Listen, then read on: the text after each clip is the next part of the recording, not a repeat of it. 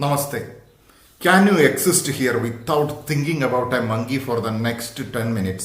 അടുത്ത 10 മിനിറ്റ് നേരത്തേക്ക് ഒരു കുരങ്ങനെ കുറിച്ച് ചിന്തിക്കാതെ നിങ്ങൾക്കായിരിക്കാനായിട്ട് സാധിക്കുമോ? ഇങ്ങനെ ഞാൻ പറഞ്ഞു കഴിഞ്ഞാൽ തീർച്ചയായിട്ടും ഭൂരിഭാഗം ആളുകളുടെ മനസ്സിലും അടുത്ത 10 മിനിറ്റ് അല്ല അതിനുശേഷവും ചിലപ്പോൾ കുരങ്ങൻ തന്നെയായിരിക്കും ഉണ്ടാവുകയുള്ളൂ. ആ കുരങ്ങൻ ചാടി മറിയുകയും കുട്ടിക്കരണം മറിയുകയും മരത്തിൽ കൂടെ ഓടുകയും എന്നു വേണ്ട എല്ലാ അഭ്യാസങ്ങളും ചെയ്തുകൊണ്ടേയിരിക്കും. ഇതുപോലെയാണ് നമ്മളുടെ മനസ്സ് എന്ന് പറയുന്നത്. നമ്മൾ അതിനെ നിയന്ത്രിച്ചില്ലെങ്കിൽ മറ്റുള്ളവരുടെ തോട്ട് അല്ലെങ്കിൽ പുറത്തു നിന്നുള്ള കാര്യങ്ങൾ അതിനെ നിയന്ത്രിച്ചു കൊണ്ടേയിരിക്കും. അപ്പൊ എങ്ങനെയാണ് നമ്മളുടെ മനസ്സിനെ നമുക്ക് നിയന്ത്രിക്കാൻ കഴിയുക? എങ്ങനെയാണ് ഈ മൈൻഡ് ബോഡി ഇന്റഗ്രേഷൻ സാധ്യമാക്കുക? അതുപോലെ തന്നെ എങ്ങനെയാണ് കളക്റ്റീവ് അൺകോൺഷ്യസ്നെസ്സിലേക്ക് ടാപ്പിൻ ചെയ്യുക? എങ്ങനെയാണ് നമ്മുടെ ക്രിയേറ്റീവ് എബിലിറ്റീസും പൊട്ടൻഷ്യലും മുന്നോട്ട് കൊണ്ടുവന്ന് അത് പ്രാക്ടിക്കൽ വേസിലേക്ക് അപ്ലൈ ചെയ്യാൻ സാധിക്കുക? തീർച്ചയായിട്ടും ജീനിയസുകളുടെ ഒക്കെ പിന്നിലുള്ള രഹസ്യം എന്ന് പറയുന്നത് മെഡിറ്റേഷൻ തന്നെയാണ്. ചിലർ അതിനെ ചിലപ്പോൾ സെൽഫ് ഹിപ്നോസിസ് എന്ന് വിളിച്ചേക്കാം, ചിലർ അതിനെ മറ്റെന്തെങ്കിലും നാമം ഇട്ട് വിളിച്ചേക്കാം. എന്ത് തന്നെയായാലും most of the mind programming methods ഒക്കെ ഫെയിൽ ആകുന്ന സമയത്ത് അല്ലെങ്കിൽ ടെമ്പററി ആയിട്ടൊരു ബൂസ്റ്റ് തരുന്ന സമയത്ത് മെഡിറ്റേഷൻ എന്ന് പറയുന്നത് പെർമനന്റ് ആൻഡ് ലൈഫ് ലോങ് ആണ്. സത്യത്തിൽ മെഡിറ്റേഷനും സെൽഫ് ഹിപ്നോസിസും ഒക്കെ ഡിഫറെന്റ് ആണ്. ആളുകൾക്ക് ഇതിന്റെ വ്യത്യാസം അറിയില്ല എന്നുള്ളതാണ് രസകരം. മറ്റു പല കാര്യങ്ങളും മെഡിറ്റേഷന്റെ വേരിയേഷൻസ് ആണെന്ന് നമുക്ക് പറയേണ്ടി വരും. അത്തരം കാര്യങ്ങളിലേക്കൊന്നും ഞാൻ കടക്കുന്നില്ല. മെഡിറ്റേഷൻ എന്ന് പറഞ്ഞു കഴിഞ്ഞാൽ വേരിയസ് പ്രാക്ടീസസ്, പല രീതിയിലുള്ള പ്രവർത്തനങ്ങളാണ് മൈൻഡ് ബോഡി ഇന്റഗ്രേഷൻ സാധ്യമാക്കുക എന്നുള്ളതാണ് അതിന്റെ ലക്ഷ്യം എന്ന് പറയുന്നത്. മനസ്സും ശരീരവും തമ്മിലുള്ള സംയോജിച്ചുള്ള പ്രവർത്തനം വിജയിപ്പിക്കുക. സയൻസിനെ സംബന്ധിച്ചിടത്തോളം in A calm way wellbeing attain ചെയ്യുക അഥവാ എൻഹാൻസ് ചെയ്യുക എന്നുള്ളത് തന്നെയാണ് ലക്ഷ്യം. എപ്പോഴാണ് സർഗാത്മകത അഥവാ സർഗശേഷി ക്രിയേറ്റിവിറ്റി മെച്ചപ്പെടുന്നത്? നമുക്ക് നമ്മുടെ മനസ്സിനെ ഒരു ആൾട്ടേർഡ് സ്റ്റേറ്റ് ഓഫ് കോൺഷ്യസ്നസ്സിലേക്ക് കൊണ്ടുപോകാൻ പറ്റുമ്പോൾ തന്നെയാണ്. എന്തിനു വേണ്ടിയാണ് നമ്മൾ മനസ്സിനെ ആൾട്ടേർഡ് സ്റ്റേറ്റ് അല്ലെങ്കിൽ വ്യത്യാസപ്പെട്ട ഒരു സ്റ്റേറ്റിലേക്ക് നമ്മൾ കൊണ്ടുപോകുന്നത്, അല്ലെങ്കിൽ ഒരു നോർമാലിറ്റിയിൽ നിന്ന് മാറിയിട്ടുള്ള മറ്റൊരു തലത്തിലേക്ക് കൊണ്ടുപോകുന്നത്?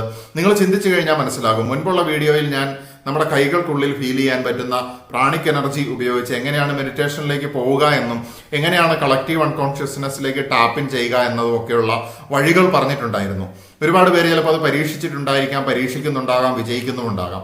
തീർച്ചയായിട്ടും അത് ഒരു ടെക്നിക്കാണ്. എല്ലാവർക്കും അത് ഫീൽ ചെയ്യാൻ പറ്റിക്കണമെന്നില്ല. ഇപ്പോൾ ഞാൻ പറയുന്ന മെഡിറ്റേഷൻ എല്ലാവർക്കും ചെയ്യാൻ പറ്റുന്ന കാര്യമാണ്. ഡിഫറെന്റ് ടൈപ്സ് ഓഫ് മെഡിറ്റേഷൻ ഉണ്ട്. അതൊക്കെ നമ്മൾ ട്രൈ ചെയ്യേണ്ടതുണ്ട്.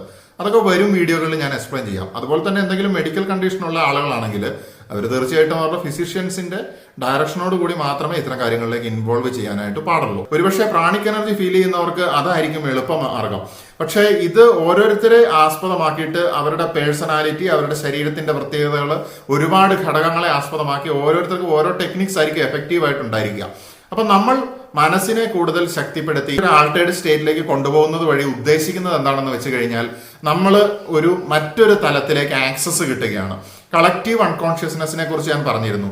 എല്ലാ ആശയങ്ങളുടെയും സർഗാത്മകതയും ഒക്കെ ഉറവിടമായിട്ടുള്ള സ്ഥലമാണ്. നിക്കോളാസ് ടെസ്ലയൊക്കെ അതിനെക്കുറിച്ച് പറഞ്ഞ കാര്യങ്ങളൊക്കെ നിങ്ങളോട് ഞാൻ പറഞ്ഞിട്ടുണ്ട്. കാൾ ഗുസ്താവ് യുങ് കൊണ്ടുവന്നിട്ടുള്ള ഒരു കൺസെപ്റ്റാണിത്. അപ്പൊ ഈ കളക്റ്റീവ് അൺകോൺഷ്യസ്നെസ്സിലേക്ക് ആക്സസ് കിട്ടുന്ന സമയത്താണ് നമുക്ക് ക്രിയേറ്റിവിറ്റി ഉണരുന്നത്, അല്ലെങ്കിൽ ക്രിയേറ്റീവ് ഐഡിയാസ് നമുക്ക് ലഭിക്കുന്നത്, നമുക്ക് ബെസ്റ്റ് പെർഫോമൻസ് സാധ്യമാകുന്നത്, നമുക്ക് കൂടുതൽ ഔട്ട്പുട്ട് ലോകത്തിന് കൊടുക്കാനായിട്ട് സാധിക്കുന്നത്, നമ്മളെ ലോകം ഒരു വാല്യുബിൾ ഇൻഡിവിജ്വൽ ആയിട്ട് കൗണ്ട് ചെയ്യുന്നതും അപ്പോൾ തന്നെയാണ്.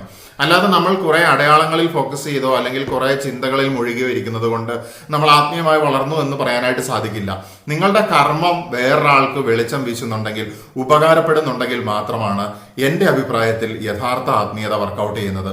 ആ സമയത്ത് മാത്രമാണ് നിങ്ങൾ സൃഷ്ടാവിന്റെ ഒപ്പം സൃഷ്ടികർമ്മത്തിൽ പങ്കുചേരുന്നത്. ക്രിയേറ്റിവിറ്റി മെച്ചപ്പെടുന്നതിലൂടെയാണ് ഇതൊക്കെ സാധ്യമാകുന്നത്. അപ്പൊ നിങ്ങളുടെ കർമ്മം, നിങ്ങളുടെ പ്രൊഡക്ടിവിറ്റി, നിങ്ങളുടെ ജീവിതത്തിന്റെ പർപ്പസ്, നിങ്ങളുടെ താല്പര്യപ്പെട്ട ഏരിയ അതെന്താണെന്ന് കണ്ടെത്തുന്നതിനും അല്ലെങ്കിൽ അതിൽ പെർഫോമൻസ് നടത്തണമെങ്കിലും അല്ലെങ്കിൽ ഡേ ടു ഡേ നമ്മൾ ചെയ്തുകൊണ്ടിരിക്കുന്ന ഓരോ കാര്യങ്ങളും വിജയത്തിൽ കലാശിക്കണമെങ്കിലും ഒക്കെ നമ്മൾ കളക്റ്റീവ് അൺകോൺഷ്യസ്നെസ് അല്ലെങ്കിൽ നമ്മുടെ തന്നെ ഒരു അബോധ തലത്തിലേക്ക് നമ്മൾ ടാപ്പിൻ ചെയ്യേണ്ടതായിട്ടുണ്ട്.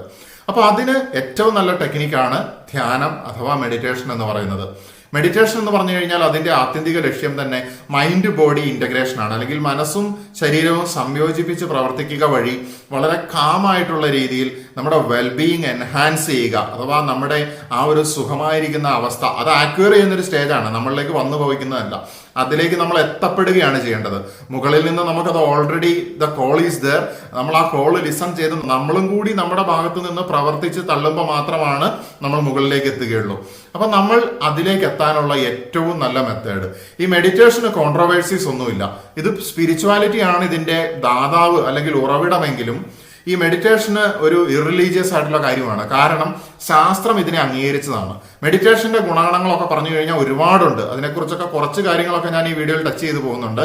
അപ്പൊ മെഡിറ്റേഷൻ ചെയ്യുന്ന ആളുകൾക്ക് എന്തൊക്കെ മെച്ചങ്ങളാണുള്ളത്, എന്തൊക്കെ ഗുണങ്ങളാണുള്ളത്. പക്ഷേ ഈ മെഡിറ്റേഷൻ ചെയ്യുന്നത് എന്ന് പറയുമ്പോൾ ശരിയായ രീതിയിൽ മെഡിറ്റേഷൻ ചെയ്യുന്നത് എന്നും കൂടി പറയേണ്ടിയിരിക്കുന്നു. ശരിയായ രീതിയിൽ എങ്ങനെയാണ് മെഡിറ്റേഷൻ ചെയ്യുക എന്നുള്ളതിന്റെ കുറച്ച് ആസ്പെക്ട്സ് ഈ വീഡിയോയിൽ പറയുന്നുണ്ട്.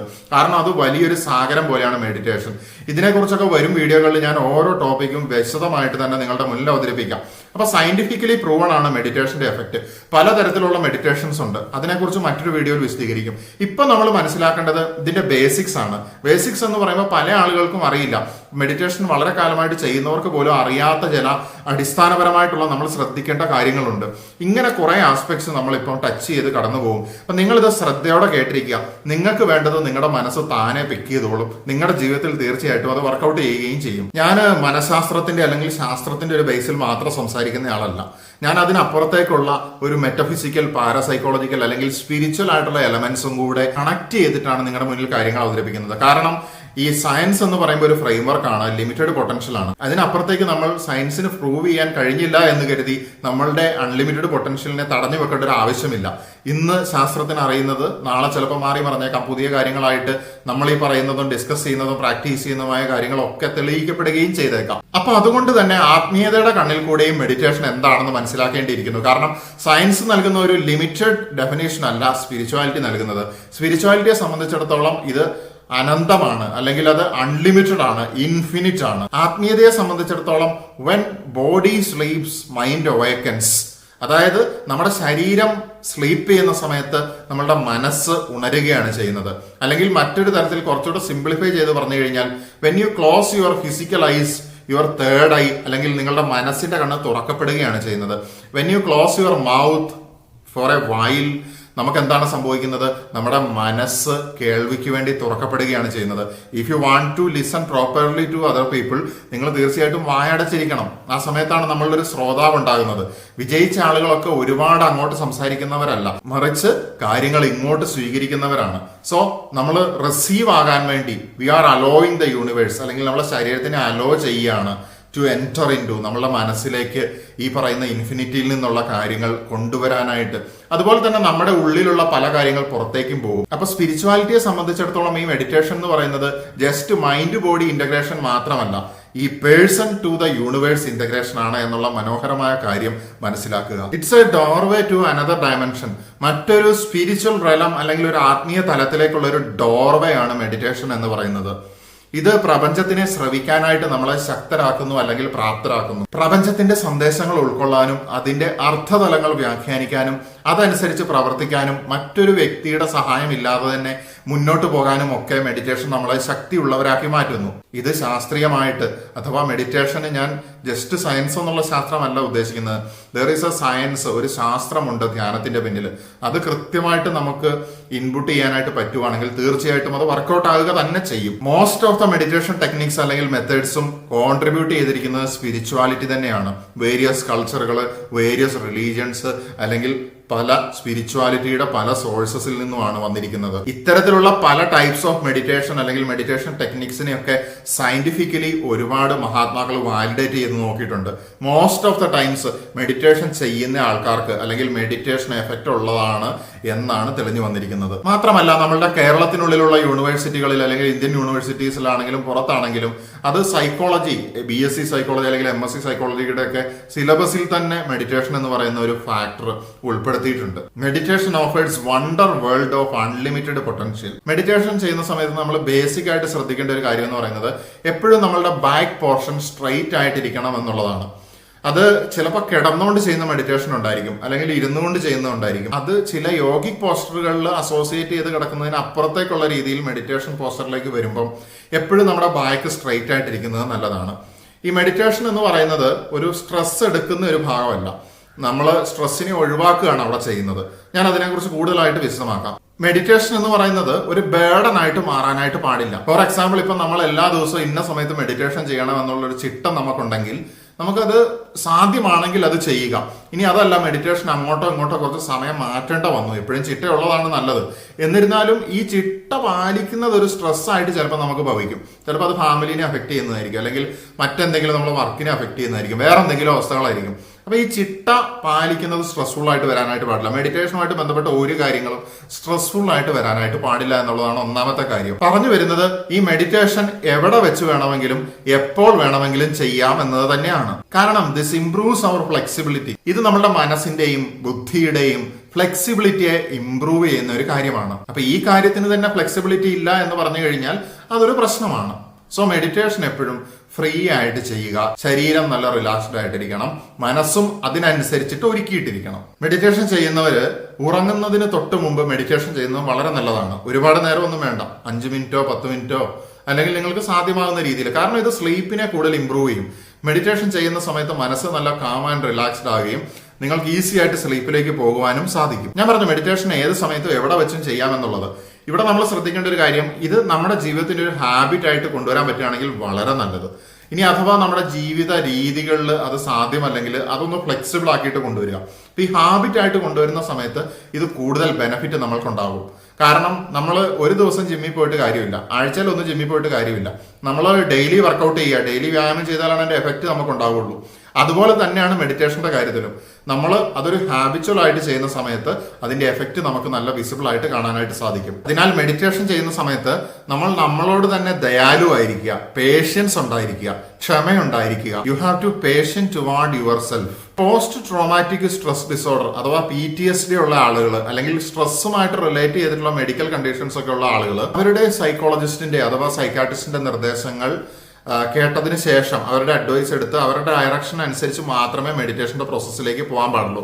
കാരണം ഒരുപാട് പഠനങ്ങളിൽ PTSD post traumatic stress disorder ഒക്കെ ഉള്ള ആൾക്കാർക്ക് മെഡിറ്റേഷൻ ചെയ്യുന്ന സമയത്ത് അവരുടെ പഴയ ഓർമ്മകൾ വീണ്ടും മനസ്സിലേക്ക് തള്ളിക്കയറി വരികയും അത് പിന്നെയും അവർക്കൊരു നെഗറ്റീവ് എക്സ്പീരിയൻസ് ഉണ്ടാക്കുന്നതായിട്ടൊക്കെ ചില പഠനങ്ങളിൽ തെളിഞ്ഞിട്ടുണ്ട്. അത് തീർച്ചയായിട്ടും നല്ലൊരു ഗൈഡ് ഉണ്ടെങ്കിൽ ഒരുപക്ഷെ അതിനെ ഓവർകം ചെയ്യാനായിട്ട് സാധിക്കും. പക്ഷെ അത് ആ മേഖലയിൽ പ്രാവീണ്യമുള്ള ഒരാളുടെ ഗൈഡൻസ് തന്നെ ആയിരിക്കുകയും വേണം. ഇനി മെഡിറ്റേഷൻ ചെയ്യുന്ന ആളുകളുടെ ഗുണങ്ങളിലേക്ക് പോകാം. ഒന്നാമതായിട്ട് മെഡിറ്റേഷൻ ചെയ്യുന്ന ആളുകൾക്ക് സ്ട്രെസ് റിഡക്ഷൻ, സ്ട്രെസ് കുറയുന്നതായിട്ട് ശാസ്ത്രീയമായിട്ട് പ്രൂവ് ചെയ്തിട്ടുള്ള ഒരു കാര്യമാണ്. മെഡിറ്റേഷൻ ചെയ്യുന്നവരെയും ചെയ്യാത്തവരെയും കമ്പയർ ചെയ്ത് പഠനങ്ങൾ നടത്തിയ സമയത്ത് ചെയ്യുന്നവർക്ക് ചെയ്യാത്തവരെക്കാളും സ്ട്രെസ് ലെവൽ പല കാര്യങ്ങളിലും കുറവാണ് എന്ന് തെളിഞ്ഞിട്ടുണ്ട്. ആൻസൈറ്റിക്കെതിരെ മെഡിറ്റേഷൻ വളരെ ഉപയോഗയോഗ്യമാണ് എന്ന് കണ്ടെത്തിയിട്ടുണ്ട്. ഇപ്പൊ phobias, social anxiety, obsessive compulsive behaviour, ഇതിനെയൊക്കെ നിയന്ത്രിക്കാനായിട്ട് മെഡിറ്റേഷൻ നമ്മളെ ഹെൽപ്പ് ചെയ്യുമെന്നുള്ളത് സയന്റിഫിക്കലി പ്രൂവൺ ആയിട്ടുള്ള കാര്യമാണ്. അപ്പൊ മെഡിറ്റേഷൻ ചെയ്യുന്ന ആളുകൾക്ക് സ്ട്രെസ്സും ആൻസൈറ്റിയും കുറവായിരിക്കും എന്ന് ഓൾറെഡി സയന്റിഫിക്കലി പ്രൂവൺ ആണ്. ഒരുപാട് കാലമായിട്ട് മെഡിറ്റേഷൻ ചെയ്യുന്ന ആളുകൾക്കുള്ള വളരെ പ്രധാനപ്പെട്ട ഒരു കാര്യമാണ് ഇമോഷണൽ ഹെൽത്ത്. അതായത് വൈകാരിക തലത്തിൽ നല്ല ശക്തി ഉണ്ടായിരിക്കും. അതായത് ഇമോഷണൽ ഹെൽത്ത് ഇല്ലാത്ത ആൾക്കാരാണ്. ഇത് ഇമോഷണൽ ഹെൽത്ത് എന്ന് പറയുമ്പോൾ കുറെ ആസ്പെക്ട്സ് ഉണ്ട്. ഇപ്പൊ ഇമോഷണൽ ഇന്റലിജൻസ് ഉണ്ട്. ഇതൊക്കെ കുറയുന്ന ആൾക്കാർക്ക് വേറൊരാളുടെ ഇമോഷൻസ് മനസ്സിലാക്കാനോ അവരുടെ തന്നെ ഇമോഷൻസ് മാനേജ് ചെയ്ത് കൊണ്ടുപോകാനോ ഒന്നും സാധിക്കുകയില്ല. അതുപോലെ തന്നെ ഇമോഷണൽ ഹെൽത്ത് കുറഞ്ഞ ആൾക്കാരാണെങ്കിൽ അവർ ഓരോ ഇമോഷന് കാരണമാകുന്ന സാഹചര്യങ്ങൾ വരുമ്പോഴും അതിലേക്ക് അങ്ങ് വശംവദപ്പെട്ട് വീണ് പോവുകയാണ്. ഇമോഷൻസ് അവരെ ഭരിക്കുകയാണ് ചെയ്യുന്നത്. അപ്പം ഇമോഷണൽ ബ്രെയിൻ ഉപയോഗിച്ച് ചിന്തിച്ചു കഴിഞ്ഞാൽ നമ്മൾ പരാജയത്തിലേക്കേ പോവുള്ളൂ. ഇമോഷണൽ ബ്രെയിൻ എന്ന് പറഞ്ഞു കഴിഞ്ഞാൽ എസ്പെഷ്യലി നമ്മുടെ ലിംബിക് സിസ്റ്റം എന്ന് പറയും, ഹാറ്റ് ഹിപ്പോ, അതായത് ഹൈപ്പോതാലമസ്, അമിഗ്ഡല, താലമസ്, ഹിപ്പോ ക്യാമ്പസ് തുടങ്ങിയ ബ്രെയിൻ സ്ട്രക്ചേഴ്സ് ഒക്കെ ചേർന്നുണ്ടാകുന്ന ഭാഗമാണ് ലിംബിക് സിസ്റ്റം എന്ന് പറയുന്നത്. നമ്മൾ ഫൈറ്റ് ഓർ ഫ്ലൈറ്റ് റെസ്പോൺസിലേക്ക് വരുന്ന സമയത്ത് ഇതിനെ ആക്ടിവേറ്റ് ചെയ്യുന്നത് നമ്മുടെ സിമ്പതറ്റിക് നെർവസ് സിസ്റ്റമാണ്. അപ്പൊ ഇതിനെ ആക്ടിവേറ്റ് ചെയ്ത് കഴിഞ്ഞ് ഇതാണ് നമ്മളെ ബ്രെയിനിനെ ഓവർറൂൾ ചെയ്യുന്നെങ്കിൽ, അല്ലെങ്കിൽ ഈ ഒരു ഇമോഷണൽ ബ്രെയിനിന്റെ ഇമോഷണൽ മൈൻഡിന്റെ തള്ളിച്ച അനുസരിച്ചാണ് നമ്മൾ പ്രവർത്തിക്കുന്നതെങ്കിൽ നമ്മൾ ചിലപ്പോൾ ഒരു മൃഗത്തിന്റെ അവസ്ഥയായിരിക്കും. Without thinking we are jumping into something. നമ്മൾ ചിന്തിക്കാതെ കാര്യങ്ങളിലേക്ക് എടുത്തിയാടുന്ന ഒരു അവസ്ഥ ഉണ്ടാവും. അപ്പൊ ചിന്ത നടക്കണമെങ്കിൽ ഈ ഇമോഷണൽ ബ്രെയിനിന് കുറച്ച് സമയം കൊടുത്തു കഴിഞ്ഞാൽ നമ്മുടെ ഈ സിമ്പതറ്റിക് നെർവസ് സിസ്റ്റമാണ് ഇതിനെയൊക്കെ ആക്ടിവേറ്റ് ചെയ്തത് എന്ന് ഞാൻ പറഞ്ഞു. പാരാസിമ്പതറ്റിക് നെർവസ് സിസ്റ്റം ഫയർഫോഴ്സ് പോലെയാണ്. ഈ തീ പിടിച്ച് കിടക്കുന്നതിനെ വന്ന് വെള്ളം ഒഴിച്ച് കെടുത്താനായിട്ട് അതിന് കുറച്ച് സമയം കൊടുത്താൽ മതി. ഇപ്പൊ പാരാസിമ്പതറ്റിക് നെർവസ് സിസ്റ്റം തനിയെ നോർമലായിട്ടുള്ള മനുഷ്യരിലൊക്കെ തനിയെ അത് ആക്ടിവേറ്റ് ആയിട്ട് വരികയും കുറച്ച് സമയം കൊടുത്താൽ മതി. ഒരാൾ ഭയങ്കര കോപാകുലനാണെങ്കിൽ, ഭയങ്കര ദുഃഖിതനാണെങ്കിൽ, ഇനി നമ്മളുടെ തന്നെ കാര്യത്തിലാണെങ്കിലും നമ്മൾ ഇമോഷണൽ വേലിയേറ്റത്തിൽ ഇരിക്കുന്ന സമയമാണെങ്കിൽ ഗീവ് ടൈം. ഇപ്പൊ വേറൊരാൾക്കാണെങ്കിൽ ഗീവ് ദം ടൈം എന്ന് ഞാൻ പറയുന്നു. നിങ്ങൾക്ക് തന്നെയാണെങ്കിൽ ഗീവ് അവർ സെൽഫ്സ് കുറച്ച് സമയം കൊടുക്കുക. സമയം കൊടുത്തു കഴിഞ്ഞാൽ തീർച്ചയായിട്ടും അത് താഴേക്ക് വരും. ഈവൻ സൂയിസൈഡിനെ കുറിച്ചൊക്കെ ചിന്തിക്കുന്ന സമയങ്ങളിൽ പോലും നമ്മൾ മൈൻഡ് ഡൈവേർട്ട് ചെയ്യാനായിട്ട് പറ്റിക്കഴിഞ്ഞാൽ ആ ഏതാനും സെക്കൻഡുകൾ കഴിയുമ്പോഴത്തേനും പാരാസിമ്പതറ്റിക് നെർവസ് സിസ്റ്റം വന്ന് ആക്ടിവേറ്റ് ആകുകയും ഈ ഇമോഷണൽ ബ്രെയിനിൽ തീ പിടിച്ച് കിടക്കുന്ന അവസ്ഥ പതുക്കെ കാം ഡൗൺ ആകുന്ന സമയത്ത് നമ്മുടെ ലോജിക്കൽ അതർ ബ്രെയിൻ ഏരിയാസിന് നല്ല രീതിയിൽ വർക്ക് ചെയ്യാനും അങ്ങനെ നമ്മൾ വീണ്ടും റീസണിങ്. മനുഷ്യനെ വ്യത്യസ്തമാക്കുന്നത് ചിന്താരീതിയാണല്ലോ. ഈ ചിന്താരീതി എന്ന് പറയുന്നത് നല്ല രീതിയിൽ ആക്ടിവേറ്റ് ആകുകയും നമുക്ക് വീണ്ടും പഴയ കാം സ്റ്റേറ്റിലേക്ക് തീർച്ചയായിട്ടും വരാനായിട്ടും സാധിക്കും. പക്ഷെ most of the people don't know these simple secrets. ഇനി അറിയാമെങ്കിൽ തന്നെ ഇത് ആക്ടിവേറ്റ് ചെയ്തെടുക്കാനായിട്ട് സാധിക്കുന്നില്ല. അപ്പം ഈ അവസ്ഥകളിലൊക്കെ നമ്മൾ ഇതിന് ഹെൽപ്പ് ചെയ്യുന്ന കാര്യമാണ് meditation. The power of meditation is unlimited. അതുകൊണ്ട് ദീർഘകാലമായിട്ട് മെഡിറ്റേഷൻ ചെയ്യുന്ന ആളുകൾക്ക് നല്ല ഇമോഷണൽ ഹെൽത്ത് ഉണ്ടായിരിക്കും. ഞാൻ പറഞ്ഞു, നമ്മുടെ ഭൗതികമായിട്ടുള്ള കണ്ണുകൾ അടയ്ക്കുന്ന സമയത്ത് നമ്മുടെ തേർഡ് ഐ ഓപ്പൺ ചെയ്യുകയാണ്. And we are looking within. Meditation help ചെയ്യുകയാണ് ഈ ഒരു കാര്യം നമുക്ക് ചെയ്യാനായിട്ട്. സെൽഫ് അവയർനെസ്, നമ്മൾ ഉള്ളിലേക്ക് നോക്കുമ്പോൾ നമ്മളെക്കുറിച്ച് തന്നെയുള്ള അവയർനെസ് വർദ്ധിക്കും. ആരാണ് ഞാൻ? എൻ്റെ പർപ്പസ് എന്താണ്? എൻ്റെ കർമ്മം എന്താണ്? എൻ്റെ താല്പര്യം എന്താണ്? ഞാൻ മറ്റുള്ളവരോട് ഇടപെടുന്ന സമയത്ത് അവർക്ക് നമ്മൾ എങ്ങനെ ആയി തീരുന്നുണ്ട്? ഞാൻ എന്നോട് തന്നെ എന്തൊക്കെ കാര്യങ്ങളിലാണ് ശ്രദ്ധ കൊടുക്കേണ്ടത്? ഞാൻ എനിക്ക് തന്നെ എവിടെയൊക്കെയാണ് സ്നേഹം കൊടുക്കേണ്ടത്, പരിചരണം കൊടുക്കേണ്ടത്? ഇങ്ങനെ കുറേ കാര്യങ്ങളിലേക്ക് നമുക്കൊരു ദർശനം കിട്ടുകയാണ്. ഈ സെൽഫ് അവയർനെസ് കുറയുന്ന സമയത്ത് നമ്മുടെ ബോഡി ഇമേജ് പെർസെപ്ഷൻ എന്ന് പറയുന്ന ഒരു കാര്യമുണ്ട്. അതായത് നമ്മളെ ശരീരത്തിന്റെ ഒരു അവസ്ഥയെക്കുറിച്ച്, ബോഡി ഷേമിംഗ് എന്നൊക്കെ എല്ലാവരും കേട്ടിട്ടുണ്ടായിരിക്കും. പക്ഷെ ഇത് അതുപോലെയല്ല. ബോഡി ഇമേജ് എന്ന് പറഞ്ഞാൽ നമുക്ക് നമ്മുടെ ശരീരത്തിനെ കുറിച്ച് അവബോധം ഉണ്ടായിരിക്കും. ഇപ്പൊ ചില ആളുകളുണ്ട്, ചില മേഖലകളിൽ ഭയങ്കര കഴിവുള്ള ആളുകളായിരിക്കും. പക്ഷെ അവർക്ക് തന്നെ സ്വയം തോന്നുകയാണ് my body is not enough for dealing with that. ഇപ്പോൾ ഒരു വലിയൊരു മ്യൂസീഷ്യൻ ആണെങ്കിൽ അയാൾക്ക് തോന്നുക എൻ്റെ ശരീരം അതിന് പറ്റിയ രീതിയിലല്ല. അപ്പോൾ അയാൾ എന്ത് ചെയ്തു? അയാൾ ശരീരത്തിൽ കുറെ പച്ച അങ്ങ് കുത്തി കോൺഫിഡന്റ് കൂട്ടാനായിട്ട്. പക്ഷെ പുറത്തുനിന്ന് നിൽക്കുന്ന ഒരാൾക്ക് ചിലപ്പോൾ ഫീൽ ചെയ്യുന്നത് ഇയാൾ ഇങ്ങനെയൊന്നും ചെയ്തില്ലെങ്കിൽ തന്നെ ഇയാളുടെ ശരീരം എത്രയോ മനോഹരമാണ്, ഇയാൾ എത്ര നന്നായിട്ട് ഈ കാര്യം ചെയ്യുന്നു. പക്ഷെ ഇയാൾക്ക് എന്താണ്? സെൽഫ് അവയർനെസ്, അവിടേക്ക് ഒരു ആക്സസ് കിട്ടുന്നില്ല. അയാളുടെ ക്രിയേറ്റീവ് സൈഡിൽ മാത്രം അയാൾക്ക് മെച്ചങ്ങളുണ്ടെങ്കിലും ഈ ഒരു കാര്യത്തിൽ വളരെ പൂറാണ്. അപ്പൊ സെൽഫ് അവയർനെസ് കുറയുമ്പോൾ നമുക്ക് ഈ ബോഡി ഇമേജ് പെർസെപ്ഷനിലൊക്കെ ഡിസ്റ്റോർഷൻസ് ചിലപ്പോൾ വന്നേക്കാം. ഇനി ഇത് ചില മാനസിക പ്രശ്നങ്ങളുടെ ഭാഗമായിട്ടും വരാറുണ്ട് കേട്ടോ. അതുപോലെ തന്നെ ഈ സെൽഫ് അവയർനെസ് ഉള്ള ആൾക്കാർക്ക് ഈ ബോഡി ഷേമിംഗ് ഒന്നും ഏക്കുകയില്ല. Meditation improves your self awareness. ഇത് നിങ്ങളെ കൂടുതൽ ശക്തിയുള്ള ഒരു വ്യക്തിത്വമാക്കിയിട്ട് മാറ്റുകയാണ്. ഇപ്പൊ എന്റെ വീഡിയോ ഒറ്റ ഇരുത്തത്തിന് മുഴുവൻ കേൾക്കുന്ന ആൾക്കാരുണ്ടായിരിക്കും. ചില ആൾക്കാർ കട്ട് ചെയ്തായിരിക്കും കേൾക്കുന്നത്, ചിലർ സ്കിപ്പ് ചെയ്തായിരിക്കും, അല്ലെങ്കിൽ ചില ആൾക്കാർ പിന്നീട് കേൾക്കാനായിട്ട് മാറ്റിവെച്ച് പല രീതിയിൽ ആയിരിക്കും ആളുകൾ ഡീൽ ചെയ്യുന്നത്. എനിവേ, നിങ്ങൾക്ക് ഞാൻ പറയുന്ന കാര്യങ്ങളെന്നല്ല, ഏതൊരു കാര്യത്തിലേക്കും അറ്റൻഷൻ സ്പാൻ എന്ന് പറയുന്ന ഒരു കാര്യമുണ്ടല്ലോ. അതായത് ഒരു കാര്യത്തിൽ ശ്രദ്ധ കേന്ദ്രീകരിച്ചിരിക്കാനായിട്ട് നമുക്ക് മാക്സിമം പറ്റുന്നതിന്റെ ഒരു ലെങ്ത് മെഡിറ്റേഷൻ ചെയ്യുന്ന സമയത്ത് ഇൻക്രീസ് ചെയ്യും എന്നുള്ളത് സയന്റിഫിക്കലി പ്രൂവൺ ആയിട്ടുള്ള കാര്യമാണ്. സോ അറ്റൻഷൻ സ്പാൻ ഇൻക്രീസ് ചെയ്യുന്നത് കൊണ്ട് തന്നെ പഠിക്കുന്ന വിദ്യാർത്ഥികൾ അല്ലെങ്കിൽ സെർട്ടൻ നല്ല രീതിയിലുള്ള കോൺസെൻട്രേഷനും കാര്യങ്ങളൊക്കെ വേണ്ട രീതിയിലുള്ള വർക്കുകൾ ചെയ്യുന്ന ആൾക്കാർക്കൊക്കെ തീർച്ചയായിട്ടും മെഡിറ്റേഷൻ ബെനിഫിറ്റ് ചെയ്യുമെന്നുള്ളതിൽ നിസ്സംശയം പറയാൻ പറ്റുന്ന ഒരു കാര്യമാണ്. അതുപോലെ തന്നെ പ്രായം കൊണ്ടുണ്ടാകുന്ന ഓർമ്മക്കുറവ്, ഡിമെൻഷ്യ തുടങ്ങിയവയൊക്കെ കൃത്യമായിട്ട് മെഡിറ്റേഷൻ ചെയ്തു പോകുന്ന ആളുകളിൽ കുറവാണ് എന്ന് കണ്ടെത്തിയിട്ടുണ്ട്. മെഡിറ്റേഷൻ ചെയ്യുന്നവർ പൊതുവെ ദയാലുക്കളായിട്ടാണ് കാണുന്നത്. അവർക്ക് കൈൻഡ്നെസ് കൂടുതലുണ്ടായിരിക്കും, അവർക്ക് എംപതി കൂടുതലുണ്ടായിരിക്കും, കമ്പാഷൻ കൂടുതലുണ്ടായിരിക്കും, പോസിറ്റിവിറ്റി കൂടുതലുണ്ടായിരിക്കും. അവനവനെ കുറിച്ചും മറ്റുള്ളവരെ കുറിച്ചുമുള്ള പോസിറ്റീവ് ഫീലിങ്സ് ഒക്കെ ഇവർക്ക് കൂടുതലായിരിക്കും. എന്ന് വെച്ച് കഴിഞ്ഞാൽ ഇവർക്കൊരു പോസിറ്റീവ് ലൈഫ് നയിക്കുന്നതിനെ മെഡിറ്റേഷൻ സഹായിക്കുന്നു. അതുപോലെ തന്നെ പല രീതിയിലുള്ള അഡിക്ഷൻസ്, അടിമത്തം, എല്ലാ മനുഷ്യർക്കും എന്തെങ്കിലും രീതിയിലുള്ള അടിമത്തങ്ങളൊക്കെ ഏതെങ്കിലും ജീവിതത്തിന്റെ ഭാഗങ്ങളിലൊക്കെ ഉണ്ടായിരിക്കും. അല്ലെങ്കിൽ അത് ചിലരുടെ കൂടെ അത് ഒഴിവാക്കാൻ പറ്റാത്ത അവസ്ഥകൾ വരെ ഉണ്ടായിരിക്കും. ഈ സമയങ്ങളിലൊക്കെ മെഡിറ്റേഷൻ ഹെൽപ്പ് ചെയ്യുന്നതായിട്ട് കണ്ടെത്തിയിട്ടുണ്ട്. മെഡിറ്റേഷൻ നമ്മളുടെ മെന്റൽ ഡിസിപ്ലിൻ അതുപോലെ തന്നെ വിൽ പവറിനെ ഒക്കെ ഇംപ്രൂവ് ചെയ്യുന്നതായിട്ട് സയന്റിഫിക്കലി പ്രൂവ് ചെയ്തിട്ടുണ്ട്. അതുപോലെ തന്നെ അൺവാണ്ടഡ് ആയിട്ടുള്ള ഹാബിറ്റുകൾ ഉപേക്ഷിക്കാനും സെൽഫ് കൺട്രോൾ ഇംപ്രൂവ് ചെയ്യാനും ഒക്കെ മെഡിറ്റേഷൻ സഹായിക്കുന്നു. ഇപ്പൊ വെയിറ്റ് ലൂസ് ഒക്കെ ചെയ്യണം എന്ന് ആഗ്രഹിക്കുന്ന ആൾക്കാർക്ക് മെഡിറ്റേഷനും കൂടി അവരുടെ കൂടെ കൊണ്ടുപോവുകയാണെങ്കിൽ ആ ഡയറ്റ് കൺട്രോൾ ചെയ്യാനുള്ള സെൽഫ് കൺട്രോളും അതുപോലെ തന്നെ ആ വ്യായാമം കൃത്യമായിട്ട് കൊണ്ടുപോകാനുള്ള മെന്റൽ ഡിസിപ്ലിനും ഒക്കെ നല്ല രീതിയിൽ മെഡിറ്റേഷൻ സപ്പോർട്ട് ചെയ്യും എന്നുള്ളത് സയന്റിഫിക്കലി പ്രൂവൺ ആയിട്ടുള്ള കാര്യമാണ്. എടുക്കുക, ഉപയോഗിക്കുക. സ്ലീപ്പിനെ കുറിച്ച് ഇതിന് മുൻപുള്ള ഒരു വീഡിയോ ഞാൻ പരാമർശിച്ചിട്ടുണ്ട്. REM സ്ലീപ്പിനെ കുറിച്ചൊക്കെ വളരെ ഡീപ്പായിട്ട് തന്നെ പറഞ്ഞിട്ടുണ്ടായിരുന്നു. മനസ്സിലാക്കേണ്ട ഒരു കാര്യം, മെഡിറ്റേഷൻ ചെയ്യുന്ന ആളുകൾക്ക് സ്ലീപ്പ് ക്വാളിറ്റി എന്ന് പറയുമ്പോൾ അതിൽ പല ഘടകങ്ങളുണ്ട്. നമ്മൾ വെറുതെ ഉറങ്ങിയത് കൊണ്ട് കാര്യമില്ല, ഉറക്കം ക്വാളിറ്റി ഉള്ളതായിരിക്കണം. ഇടയ്ക്കിടയ്ക്ക് എഴുന്നേൽക്കുക, അല്ലെങ്കിൽ ഞെട്ടി എഴുന്നേൽക്കുക, മറ്റെന്തെങ്കിലും ശാരീരിക ബുദ്ധിമുട്ട് കൊണ്ട് എഴുന്നേൽക്കുക, ഇങ്ങനെയൊക്കെയുള്ള പ്രശ്നങ്ങൾ ഉണ്ടാകുന്ന സമയത്ത്, അല്ലെങ്കിൽ ആവശ്യത്തിന് REM സ്ലീപ്പ് നടക്കാതിരിക്കുക, ഇതൊക്കെ വരുന്ന സമയത്ത് സ്ലീപ്പ് ക്വാളിറ്റി കുറവാണ്. അപ്പം സ്ലീപ്പ് ക്വാളിറ്റി, ആവശ്യത്തിന് REM സ്ലീപ്പ് കിട്ടണം, ശരീരത്തിന് നല്ല ഹീലിംഗ് കിട്ടണം, മൈൻഡിന് ഹീലിംഗ് കിട്ടണം. മെഡിറ്റേഷൻ സ്ലീപ്പ് ക്വാളിറ്റിനെ ഇംപ്രൂവ് ചെയ്യാനായിട്ട് സഹായിക്കുന്നു എന്നുള്ളത് സയന്റിഫിക്കലി പ്രൂവൺ ആയിട്ടുള്ള കാര്യമാണ്. അതുപോലെ ഹാർട്ട് സ്ട്രെയിനും ഹൃദ്രോഗങ്ങളും കുറയ്ക്കുന്നതിന് മെഡിറ്റേഷൻ സപ്പോർട്ട് ചെയ്യുന്നുണ്ട്. കാരണം ഇത് BP കുറയാനായിട്ട് സഹായിക്കുന്നു. സോ മനസ്സിലാക്കുക, you can meditate any time anywhere. നിങ്ങൾക്ക് ഏത് സമയത്തും എവിടെ വേണമെങ്കിലും മെഡിറ്റേഷനിലേക്ക് പോകാനായിട്ട് സാധിക്കും. പുക വലിക്കരുത് എന്ന് പല സ്ഥലങ്ങളിലും എഴുതി വെച്ചിട്ടുണ്ട്, പക്ഷേ മെഡിറ്റേഷൻ ചെയ്യരുത് എന്ന് എവിടെയും എഴുതി വെച്ചതായിട്ട് നമുക്ക് അങ്ങനെ കാണാൻ സാധിക്കുകയില്ല. നിങ്ങളുടെ പാർക്കിലോ ബീച്ചിലോ അല്ലെങ്കിൽ വീട്ടിലോ, ഈവൻ നിങ്ങൾ യാത്ര ചെയ്യുന്ന സമയത്ത് പോലും you can tap into the universe.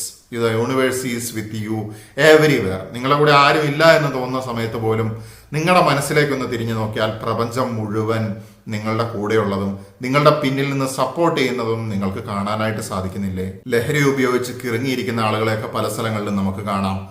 നമ്മുടെ ന്യൂ ജനറേഷൻ എന്ന് പറയുന്നത് ഇത്തരത്തിൽ കിറങ്ങിയിരിക്കേണ്ട ആളുകളല്ല, മെഡിറ്റേഷൻ ചെയ്ത് ഉണർന്നിരിക്കേണ്ട ആളുകളാണ്. മാനസികമായും ആത്മീയമായും ഉണർന്നിരിക്കേണ്ട ആളുകളാണ്.